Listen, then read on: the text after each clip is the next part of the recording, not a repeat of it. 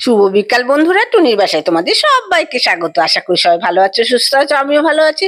আজকের ভিডিওটা সকাল থেকে শুরু করিনি, আজকের ভিডিওটা বিকাল থেকেই শুরু করেছি, কারণ আমরা দুই বোনে এখন যাচ্ছি হচ্ছে খড়দহ শ্যামসুন্দর মন্দিরে। এই যে খড়দহ পুলিশ স্টেশন আছে, সেই পুলিশ স্টেশন থেকে আমরা একটা টোটো নিয়ে নিয়েছি, সেই টোটো করে যাচ্ছি হচ্ছে শ্যামসুন্দর মন্দিরে।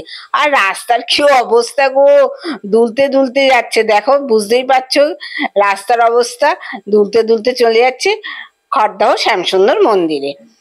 তা বাড়ি ঘরগুলো দেখো কি সুন্দর না, পুরোনো দিনের বাড়ি দেখতে খুব ভালো লাগে। কিন্তু অনেকে হয়তো এই শ্যামসুন্দর মন্দির চেনো না, যারা চেনো না তারা খড়দহ পুলিশ স্টেশনে আসবে, পুলিশ স্টেশন থেকে টোটো বা অটো করে 10 টাকা ভাড়া নেবে, এই শ্যামসুন্দর মন্দির পৌঁছে যাবে। এই যে মন্দিরের দুয়ারে আমরা পৌঁছে গেছি, ঢুকে পড়লাম। এটা হচ্ছে প্রভু নিত্যানন্দের বাসস্থান কুঞ্জবাটি, নিতাই গৌর পূজিত হয় এখানে। আর এই যে মন্দিরটা,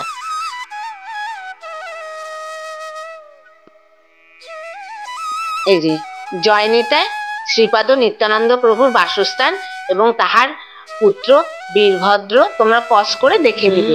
এই মন্দিরের ভেতরে ঢুকে পড়লাম। এই যে ঠাকুরমশাই এখন পুজো দিচ্ছেন, প্রায় সন্ধ্যা সন্ধ্যা হয়ে এসেছে তো, সেই জন্য এখন সন্ধ্যা পুজো আরতি হবে আর কি।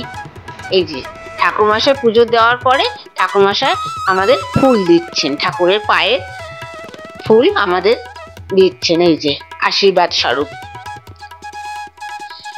উনি নিজেই আমাদের ফুল দিয়েছেন, এত ভালো লাগলো। এই যে কড়িকাঠ দিয়ে পুরো ছাদ, আগেকার দিনে যে কড়িকাঠের ছাদ হতো, পুরো ছাদ। এই যে আর আছে পাশে আছে বীরভদ্র গোস্বামী, এখানে পূজিত হয়। এই ঠাকুরমশাই আমাদের বলছেন নবদ্বীপে বীরভদ্র গোস্বামীর বড় মন্দির আছে, আর এখানে সব রকম অনুষ্ঠান হয়, জন্মাষ্টমী, বুদ্ধ পূর্ণিমা, সব রকম অনুষ্ঠান এখানে হয়ে থাকে। এই দেখো তারপরে চলে এসেছি হচ্ছে গোপীনাথজির মন্দির, এটা হচ্ছে মেজ বাড়ি। ওই যে নিত্যানন্দ প্রভুর বাসস্থানের ঠিক উল্টো দিকেই হচ্ছে গোপীনাথজির মন্দির। এই মন্দিরটা অনেক বড়, সামনেই মন্দিরের সামনেই দুটো তুলসী মঞ্চ আছে। এই যে ওই যে দেখো নিত্যানন্দ বাড়ি কুঞ্জবাটির অপোজিটে এই যে শ্রী গোপীনাথজির মন্দির, মেজ বাটি আর কি, মেজ বাটি। এখানে রাধাকৃষ্ণের মূর্তি পূজিত হয়, আর এখানে সব অনুষ্ঠান হয়, যেরকম রাস, জন্মাষ্টমী, দোল উৎসব, রাধা অষ্টমী, শুক্ল অষ্টমী, ঝুলন যাত্রা। আর এই মন্দিরের বিশেষত্ব হচ্ছে প্রত্যেক বছর রাস পূর্ণিমাতে এখানে রাসের মেলা বসে এবং বড় করে উৎসব পালন করা হয়। এখানে অনেক দূর দূরান্ত থেকে এখানে মানুষজন আসেন এই রাস উৎসব দেখার জন্য। যাই হোক, আমারও ইচ্ছা রইল যদি পারি রাস উৎসব অবশ্যই দেখতে আসব। আর এই মঞ্চটার সময়, রাস উৎসবের সময় ব্যবহার করা হয় এই মঞ্চ, মানে অনেকটা জায়গা জুড়েই রাস উৎসব করা হয়। তবে একটা জিনিস কি, এখানে যে দেবতাদের সামনে ভোগ নিবেদন করা হয় এবং কোষাকুষি যে আছে সব রূপোর তৈরি, সব রূপোর কোষাকুষি। ঠাকুরের সামনে যে জলের গ্লাস, থালা, বাটি দেওয়া হয় সম্পূর্ণটা রূপোর। আর এই মঞ্চটা দেখো কি সুন্দর।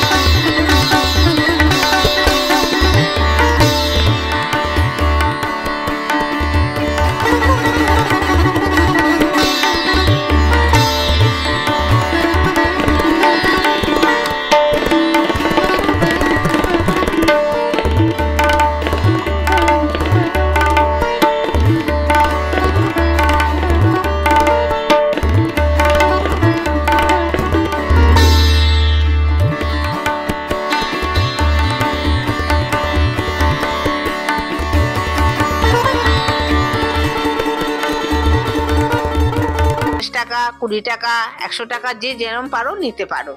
নিয়ে আমরা জুতো রেখে চললাম শ্যামসুন্দর মন্দিরের দিকে।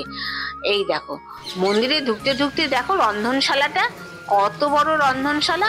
এখানে পুরো মাটির উনানেই রান্না করা হয়, আর এই যে কাঠ দিয়ে রান্না করা হয়।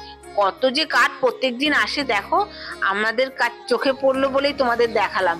কাঠ আসছে একদম, মানে ভ্যানে করে করে ভর্তি ভর্তি কাঠ আছে। এই যে মন্দিরে ঢুকে পড়লাম, মন্দিরে দেখো প্রথমেই তুলসী মঞ্চ। তুলসী মঞ্চগুলো কি সুন্দর না, তুলসী মহারানীদের প্রথমেই বসিয়ে রেখেছে। আর এই মন্দিরটি হচ্ছে রাধাকৃষ্ণের মন্দির। এটা অষ্টধাতু কোষ্ঠী পাথরের দিয়ে তৈরি এই রাধাকৃষ্ণ মূর্তি। আর সামনে আছে গৌরনিতাই, অনেক বড় গৌরনিতাই মূর্তি দুটো, কি যে ভালো লাগছে দেখতে। আর এই পেছনের দিকে সিঁড়ি দিয়ে উঠে তারপরে মন্দিরের ওপরে যেতে হয় এবং মন্দিরের ভেতরে গিয়ে তারপরে পুজো গ্রহণ করতে হয়।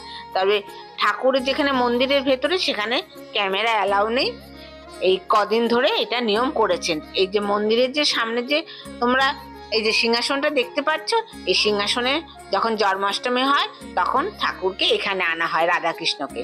আর সামনেই হচ্ছে নাট মন্দির। দেখো নাট মন্দিরটা কত বড়।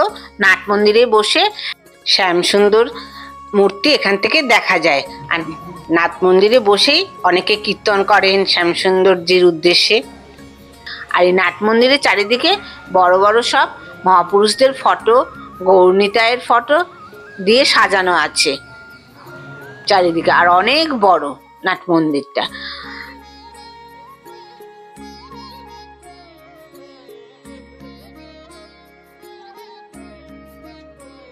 আমরা এখন চারিদিকটা ঘুরে দেখেছি, এখন বেরিয়ে পড়ছি।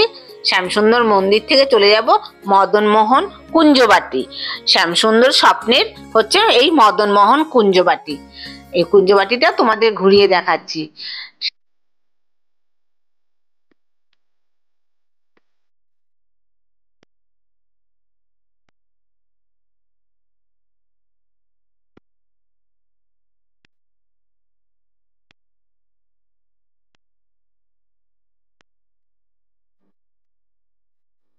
যে কোনো অনুষ্ঠানে আসবে, এখানে সবসময় মানে অনুষ্ঠান লেগেই থাকে। যেরকম সামনে বুদ্ধ পূর্ণিমা, সেদিনও থাকবে। আর এখানে তো দোল উৎসব খুব বড় করে হয়, দোল উৎসব আর রাস পূর্ণিমা, এবং বাৎসরিক উৎসব হচ্ছে মাঘী পূর্ণিমার দিন। যাই হোক, আমরা সব মন্দির দর্শন করে এখন বাড়ির উদ্দেশ্যে বেরিয়ে পড়েছি। আজকে ব্লগটা একটু অন্যরকম করলাম। প্রত্যেকদিনই তো সংসারের কাজকর্ম, রান্না বান্না এসব দেখেই থাকি। যাই হোক, তোমাদের কিরকম লাগলো অবশ্যই কমেন্ট করবে। সবাই সুস্থ থাকবে, ভালো থাকবে।